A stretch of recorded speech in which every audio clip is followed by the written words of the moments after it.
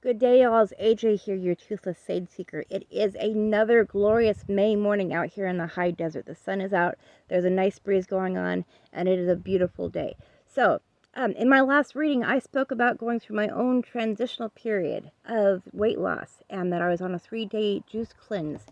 When I first weighed myself on my juice cleanse, I was at 183.8 pounds.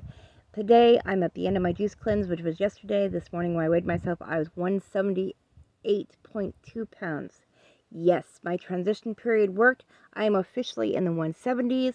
I am wearing the clothes I used to wear back when I was in the 170s. I am feeling good. I'm ecstatic. I'm excited. I'm hoping maybe I can share a little of my positive energy with you, wishy washa, so that those of you out there who are going through your own weight loss journey know that, hey, it is possible. You just have to work through it one day at a time. So, we are continuing on with the original Dirty Dozen tarot card and oracle card pairings that made up my original deck collection before I really started collecting decks. So, we have gone through the first 5 decks, which is the Light Seers Tarot and the Wild Unknown Archetypes, the Wild Unknown Tarot and the Morgan's Tarot.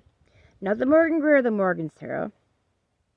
Tarot of the Mystical Moments, Wisdom of the Oracle, Muse Tarot, Sacred Creators Oracle, and Modern Witch Tarot, and the Journey Oracle.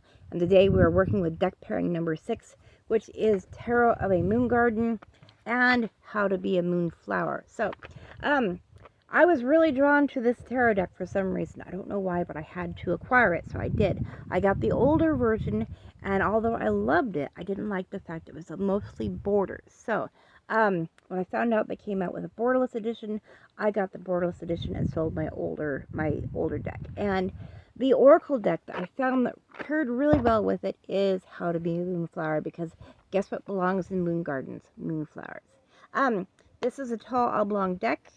This is also a tall oblong deck. They kind of work really well together, and the vibrant colors, they are gorgeous together. So, let's do a general all-purpose reading for today. So, the tarot card I have pulled for the day is the Moon, and the moon is one of those cards of the fear of the unknown, of hidden influences, or things are happening beyond our scope, beyond our understanding, beyond what we can see.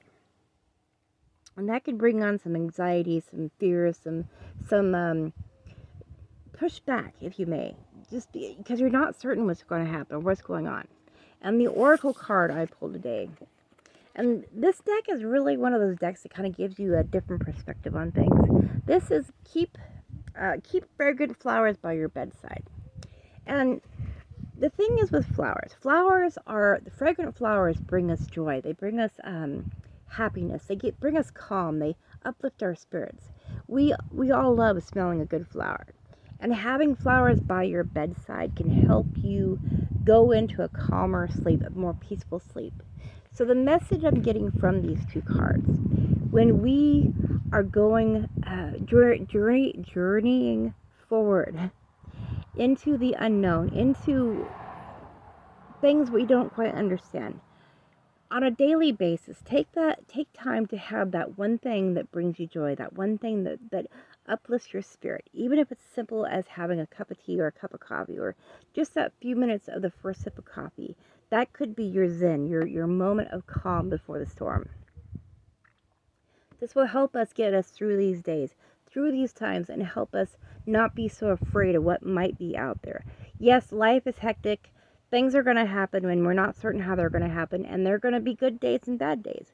But when you always have that moment of calm, that moment of peace, it makes the day much more brighter. So, with that, I want to wish everybody namaste. I will see you guys in my next reading, and as always, y'all come back down here.